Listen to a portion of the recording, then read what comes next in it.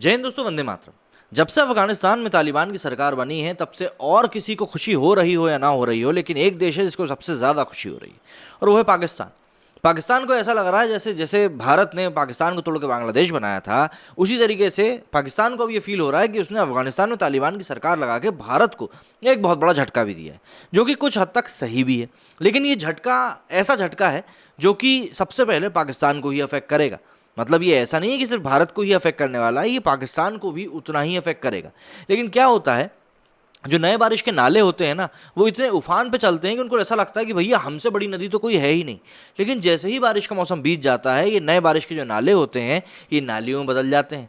और वैसा ही कुछ होने वाला है पाकिस्तान और अफगानिस्तान के बीच में, जो ये सारी सांठगांठ चल रही है उसके बीच में। अभी कुछ दिनों पहले खबर आई थी कि ये पाकिस्तान ने साफ बोल दिया था कि नहीं, हमको पाकिस्तानी रुपये में तो डील करना ही नहीं है। तो मतलब आप सोचो ना, मेरी बिल्ली और मुझी से म्याऊं, लेकिन ये बिल्ली ऐसी है जिसका कि आप कुछ भी नहीं कर सकते, वरना ये आपको झपट्टा भी मारेगी। और ये बात पाकिस्तान के लोग भी भलीभांति जानते हैं कि तालिबान का भरोसा तो किसी भी पॉइंट पे किया ही नहीं जा सकता।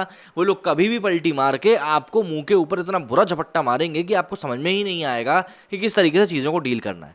और वैसा ही कुछ हुआ है जब पाकिस्तान अफगानिस्तान के गुण गाने के लिए बेताब, मतलब एकदम बेताब हो रहा था कि यार क्या कर दूं क्या नहीं कर दूं।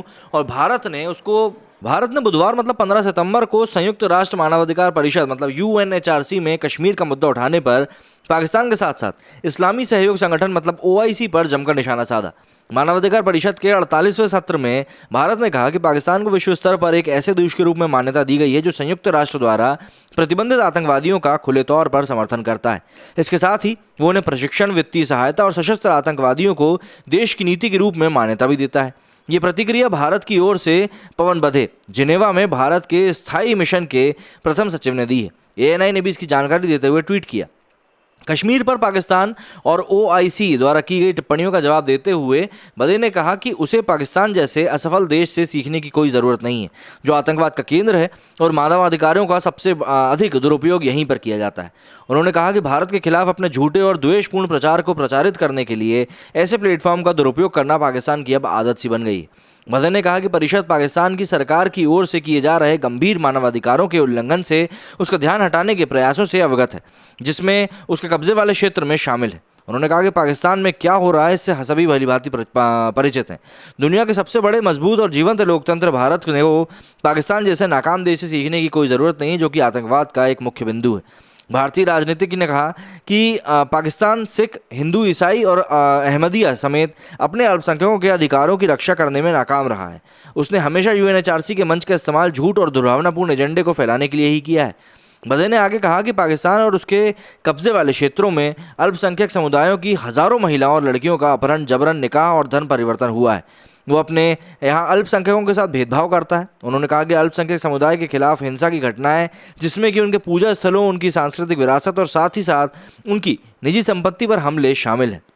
पाकिस्तान में ऐसा करने वालों को दंडित भी नहीं किया जाता। बता दें कि अगस्त में पाकिस्तान में कट्टरपंथी इस्लामवादियों ने भगवान गणेश के मंदिर में तोड़फोड़ कर उसे आग के हवाले कर दिया था। वहीं कृष्ण जन्माष्टमी के मौके पर भी हिंदुओं के साथ बर्बरता की गई थी।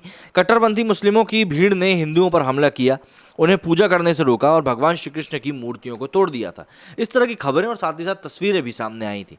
जाहिर सी बात है, इसके बाद पाकिस्तान की कड़ी आलोचना हुई थी, लेकिन पाकिस्तान की एक बहुत पुरानी आदत रही है। एग्जाम्पल के लिए, चाइना में उइगर मुसलमानों के साथ जो होता है उसके ऊपर वो अपनी आंखें बंद करके कह देता है कि भैया ये चाइना का आंतरिक मामला है। वहीं अगर भारत में किसी को कांटा भी लग जाता है तो इतने जोर शोर से चिल्लाता है जैसे मतलब वो एक वैश्विक मुद्दा बन चुका हो।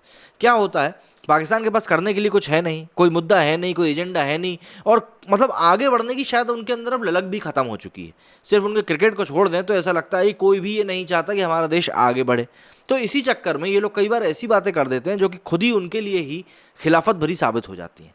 अब देखिए ना, यही सब बातें जो मैंने आपको बताई, मतलब तुम पहले खुद का गिरमान भी तो झांक कर देखो यार, तुम्हारे अंदर कितनी गंदगी है, उसके बाद आगे की बात करना। बहरहाल ये सब बातें तो यूं ही हैं, चलती रहेंगी। पाकिस्तान कभी सुधरने नहीं वाला, लेकिन भारत ने बहुत ही माकूल जवाब देकर पाकिस्तान का मुंह जरूर बंद कर दिया है। मेरे इस वीडियो में फिलहाल इतना ही। जय हिंद, जय भारत।